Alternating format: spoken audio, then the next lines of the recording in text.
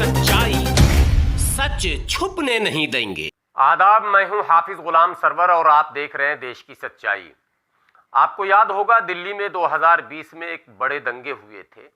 सरकारी आंकड़े को अगर देखेंगे तो उस दंगे में तकरीबन 53 लोगों के मारे जाने की बात कही गई थी।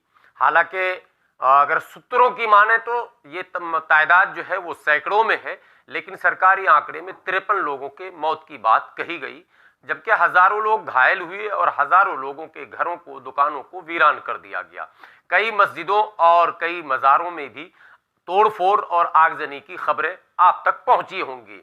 लेकिन क्या आपको ये पता है कि उस दंगे में कथित तौर पर कई उभरते मुस्लिम नौजवानों को, कई सामाजिक कार्यकर्ताओं को भी गिरफ्तार किया गया था और उन पर कई आपराधिक मुकदमे दर्ज किए गए थे जो कि गैर जमानती थे, और तकरीबन तब से लेकर अब तक लगातार उनके जमानत की अर्जी लगाई जा रही थी और उसकी कोशिशें जारी थी। लेकिन आपको खुशी होगी ये खबर सुनकर कि इस वक्त एक बड़ी खबर जो आपको मैं दे रहा हूं कि दिल्ली दंगे के मुख्य आरोपियों में से 4 लोगों की जमानत को दिल्ली हाई कोर्ट ने मंजूर कर लिया है। जी हां, ये इस वक्त एक बड़ी खबर आ रही है कि दिल्ली दंगे में जो कथित तौर पर आरोपी बनाए गए थे, खुसूसन वो नौजवान जिनके बारे में उनके घर वाले और पड़ोसी ये कहते थे कि इनका इससे कोई लेना देना नहीं है, लेकिन कथित तौर पर किसी की गवाही की बुनियाद पर एक बहुत मशहूर मामला हुआ था दिल्ली दंगे में, दिलवर नेगी हत्याकांड।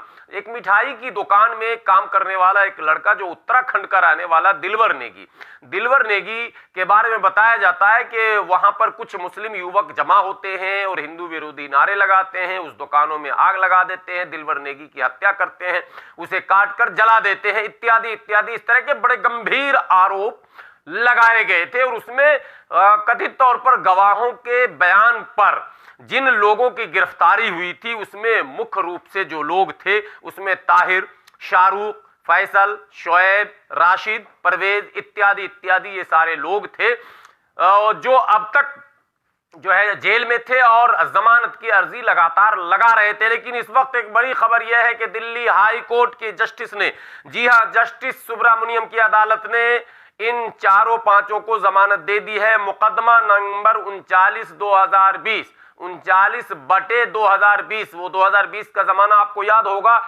सीएनआरसी के प्रोटेस्ट के वक्त जब पूरे मुल्क में सीएनआरसी के खिलाफ धरने का दौर चल रहा था, दिल्ली के शाहीन बाग समेत दिल्ली में चांद बाग, जाफराबाद और कई जगहों पर जो है बड़े धरने हो रहे थे। उसी दरमियान दिल्ली में एक तरफ कोरोना ने दस्तक दिया था, दूसरी तरफ दिल्ली में एक दंगा बड़ा हो गया था और उस दंगे में मैंने सैकड़ों लोगों के मारे जाने की बात कही जाती है, लेकिन सरकारी आंकड़े के मुताबिक 56 लोग मारे गए थे।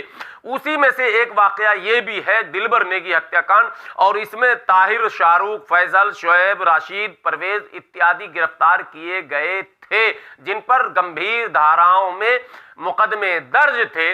लेकिन अभी ये खबर आ रही है कि दिल्ली हाई कोर्ट के जस्टिस सुब्रमण्यम की बेंच ने मुकदमा नंबर 39/2020 यानी 39/20 इसको कह लें आप, में जमानत दे दी है। यानी कि इन चारों पांचों की अब जमानत हो चुकी है, जमानत मंजूर हो चुकी है। हालांकि खबर यह भी आ रही है कि इनके जमानत का विरोधी पक्षों ने यानी सरकारी वकील ने जमकर विरोध किया और कई दलीलें पेश की, लेकिन तमाम दलीलों तर्कों को निरस्त करते हुए, खारिज करते हुए जस्टिस सुब्रमण्यम ने इन चारों की जमानत को मंजूर कर लिया है। ये इस वक्त की बड़ी खबर है और दिल्ली दंगे से जुड़ी हुई ये बड़ी खबर है।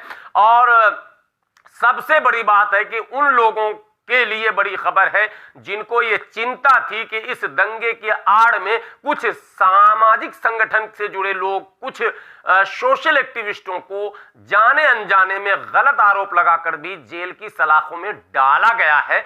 ऐसे लोगों के लिए यह बड़ी राहत की खबर है कि अब जमानत का सिलसिला भी शुरू हो चुका है और दिल्ली हाईकोर्ट ने जो इस वक्त एक फैसला सुनाया है उसमें इन चारों पांचों को जमानत मिल गई है। जमानत पाने वालों में ताहिर, शाहरुख, फैसल, शोएब, रशीद, परवेज इत्यादि इत्यादि हैं, इन सबों की जमानत दिल्ली हाई कोर्ट ने मंजूर कर ली है। जी हां, जस्टिस सुब्रमण्यम ने इन्हें जमानत दे दी है।